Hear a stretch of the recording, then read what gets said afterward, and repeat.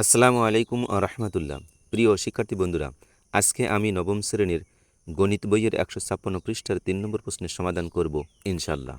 এখানে বলা হয়েছে এবিসি সমকোণী ত্রিভুজের বি কোণ সমান 90 ডিগ্রি, এসি সমান 12 সেন্টিমিটার এবং বিসি সমান 13 সেন্টিমিটার এবং কোণ বিএসি সমান থিটা হলে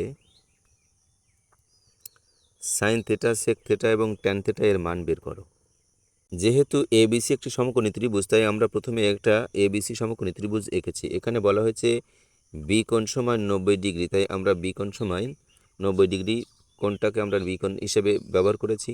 তাহলে এসি সমান 12 সেন্টিমিটার এবং বিসি সমান 13 সেন্টিমিটার, কোণ বিএসি সমান থিটা। শিক্ষার্থী বন্ধুরা, একটা বিষয় লক্ষ্য করো, এখানে এসি বাহুটা হচ্ছে অতিভুজ এবং বিসি বাহুটা হচ্ছে বিপরীত বাহু বা লম্ব।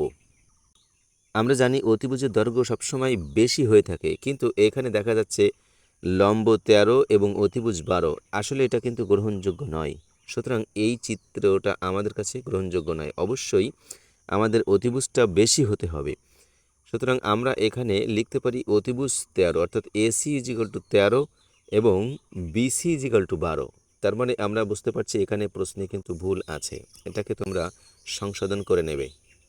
তাহলে লিখতে পারি, দেওয়া আছে ত্রিভুজ এবিসি সমকোণী ত্রিভুজের বিএসি কোণ ইজিক্যাল টু থিটা এবং বিসি বাহু ইজিক্যাল টু 12 সেমি এবং এসি বাহু ইজিক্যাল টু 13 সেমি।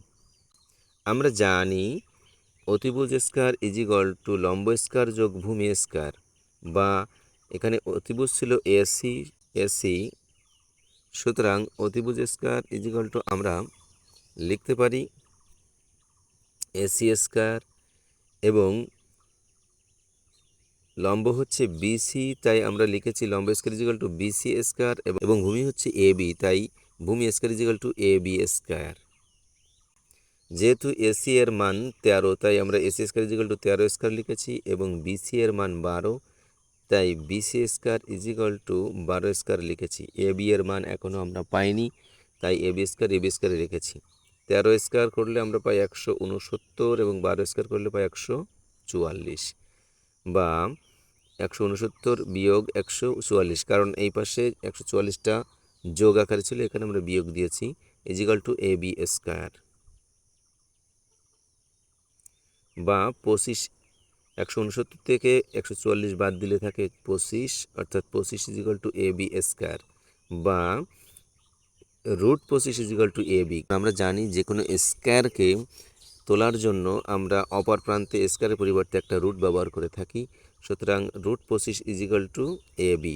এখন 25কে রুট করলে পাই 5, অর্থাৎ 5 ইজিক্যাল টু এবি, বা এবি ইজিক্যাল টু 5। এখন সাইন থিটা ইজিক্যাল টু আমরা জানি বিপরীত বাহু বাই অতিভুজ। এখানে বিপরীত বাহু হচ্ছে বিসি এবং অতিভুজ হচ্ছে,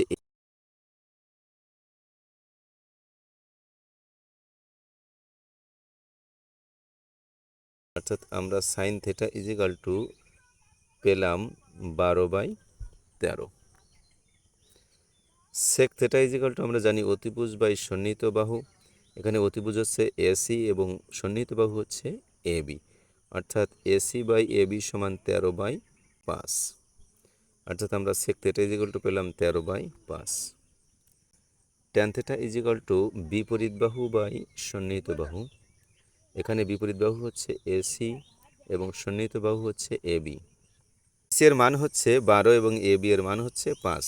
সুতরাং বিসি বাই এবি সমান আমরা লিখতে পারি 12/5, অর্থাৎ ট্যান থিটা ইজিক্যাল টু 12/5।